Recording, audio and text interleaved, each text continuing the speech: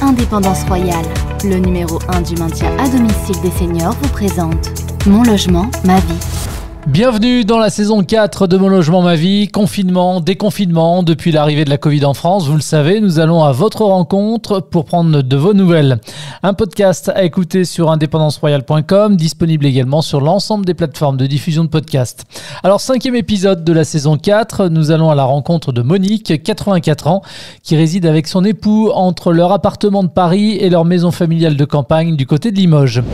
Bonjour Monique, et merci de répondre à mes questions. Comment s'est déroulée pour vous cette première moitié de l'année? Ces 6 premiers mois de l'année se sont déroulés comment? Écoutez, pas trop mal quand même. C'est vrai que ce 3e confinement était peut-être plus pénible que le premier, parce que j'ai une question peut-être de longueur aussi, mais je dois dire que je ne sors pas énormément, donc pour moi pas trop pénible. Alors depuis le 9 juin, le déconfinement s'est de nouveau accéléré avec la réouverture des restaurants en intérieur, les cafés, les salles de sport, les piscines. Le couvre-feu est passé de 19h à 23h. Il sera finalement supprimé à la fin de la semaine. Vous en pensez quoi? Là, je suis ravie. Non pas que je sorte beaucoup le soir, mais je suis quand même ravie parce que, pour tout vous dire, j'ai une petite fille qui se marie la semaine prochaine et c'était vraiment très, très perturbant, ce couvre-feu. Donc, vous êtes contente finalement de ce retour à une vie un peu plus normale? Oui, ça va quand même permettre d'aller au restaurant, de faire d'expo, peut-être pas en ce moment parce qu'il fait trop chaud, mais si, je suis contente. Et la fin du masque dans la rue également, vous en pensez quoi? Moi, je suis contente aussi parce que je trouve ça très pénible. Mais surtout dans les transports en commun. Alors là, il faut conserver le masque, bien entendu, mais c'est quand même assez pénible.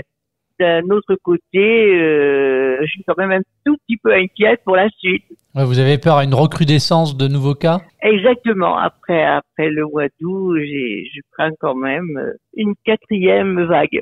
Alors, vous avez 84 ans, vous êtes considéré évidemment comme une personne à risque d'un point de vue sanitaire, en tout cas par les autorités sanitaires. Ça vous inquiète ou pas plus que ça? Oui, bien sûr, ça m'inquiète, mais enfin, je me suis fait vacciner tout de suite. J'ai tout de suite pris un rendez-vous pour me faire vacciner et j'ai été vaccinée dans les premières, je dois dire. Donc, vous avez fait vos 2 doses? Tout à fait. D'accord. Et pourquoi est-ce que vous vous êtes fait vacciner finalement? Pour moi, déjà, pour ma famille, parce que je ne les voyais plus beaucoup et c'était assez désagréable. Tandis que tout le monde étant vacciné, on peut quand même maintenant reprendre une vie à peu près normale. Alors, vous me parliez à l'instant de votre famille, parce que vous disiez que vous étiez aussi vacciné pour elle. Tout le monde va bien? Personne n'a été malade chez vous? Attendez, je réfléchis parce que j'ai quand même une grande famille. Si, 2 personnes de ma famille ont été malades, mais pas gravement. Pas du tout. Et comment est-ce que vous continuez justement à échanger avec vos proches? Est-ce que vous avez continué à respecter les gestes barrières, la distanciation sociale? Oui, tout à fait. Mais enfin là, disons, depuis quelque temps, quand les enfants viennent à la maison, nous ne gardons pas le masque. Mais nous sommes quand même en petit comité. Du coup, aujourd'hui, Monique, comment est-ce que vous organisez vos journées? À quoi ça ressemble pour vous une journée type? Les journées se suivent et se ressemblent beaucoup de toute façon actuellement. Ce que je vous l'ai dit, moi je sors pas beaucoup parce que je marche quand même assez mal. J'entretiens mon appartement. J'ai beaucoup de chance, je ne fais pas la cuisine parce que c'est mon mari qui l'a fait. Il fait les courses et la cuisine. C'est bien ça. Et voilà, et tout ce qu'il y a à faire dans une maison, y compris l'ordinateur, les recherches sur l'ordinateur et puis ce que l'on peut faire. L'après-midi, actuellement, si je dois sortir, je sors plutôt le matin. Sinon, je ne sors pas. L'après-midi, je fais la sieste. Après, je refais un petit peu ce que j'ai à faire à la maison.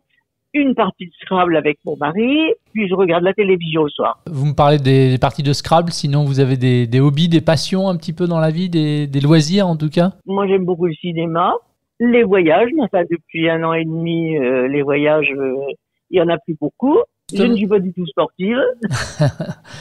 Et justement, en espérant que finalement tout finisse par aller mieux prochainement, que les confinements soient vraiment définitivement derrière nous, quelles vont être les premières choses que vous allez refaire à nouveau, que vous allez vous autoriser à faire?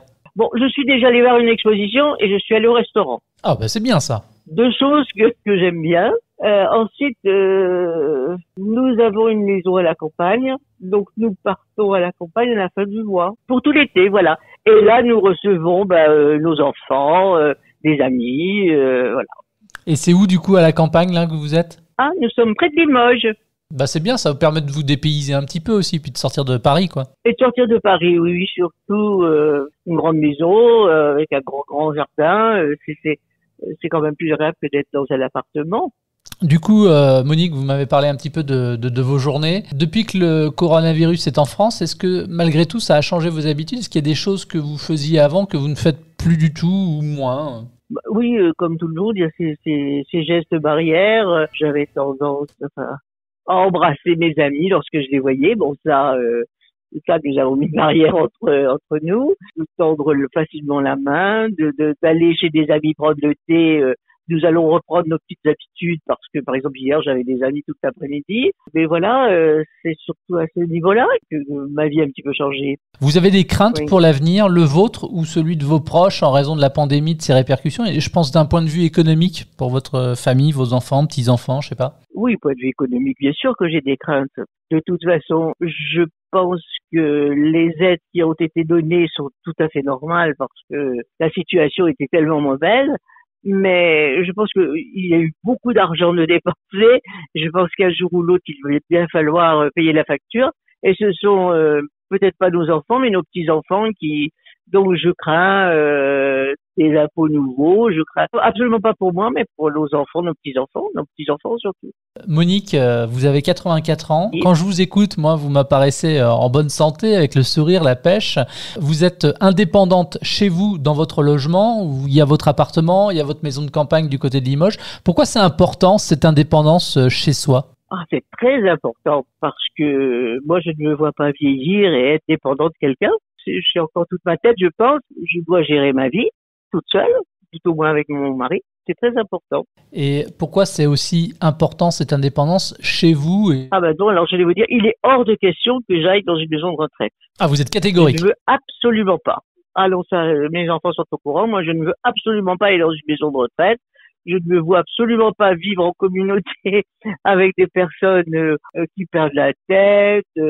Alors là, je crois que je resterai enfermée, ce serait pas possible, dans ma chambre toute la journée. Ah non, ça c'est pas possible. Et pourquoi vous êtes mieux chez vous finalement? Pourquoi je suis mieux chez moi? Parce que j'ai mes habitudes, parce que j'ai organisé ma vie comme ça, autour de mon appartement. C'est très important d'être chez soi et d'être bien dans son cadre de vie. Et chez vous, justement, dans quelle pièce vous vous retrouvez le plus souvent? Si par exemple le soir, nous avons un petit salon où nous dînons devant la télévision, mais j'y suis, s'il y a mon ordinateur, c'est peut-être dans cette pièce-là où je suis le plus souvent. Parce que vous êtes bien là? Bon, oui, je vais bien, mais je suis bien partout chez moi. Je suis bien dans ma chambre, je suis bien dans le séjour, je suis bien dans la cuisine. Et je suis bien maintenant même dans ma salle de bain. Et je suis bien à la campagne aussi, voilà. Monique, qu'est-ce que je peux vous souhaiter de beau pour la suite? La fin de cette pandémie déjà, c'est tellement important. Puis ce que vous pouvez me souhaiter, c'est que nous puissions vivre en paix le plus longtemps possible. Un grand merci à Monique pour son témoignage et puis évidemment merci également à vous, les auditeurs de Mon Logement Ma Vie, un programme à retrouver sur le site internet independanceroyale.com. Vous pouvez également vous abonner à ce rendez-vous depuis n'importe quelle plateforme de diffusion de podcast. À très vite pour un prochain épisode. Retrouvez tous les épisodes du podcast Mon Logement Ma Vie sur independanceroyale.com et toutes les plateformes de diffusion de podcasts.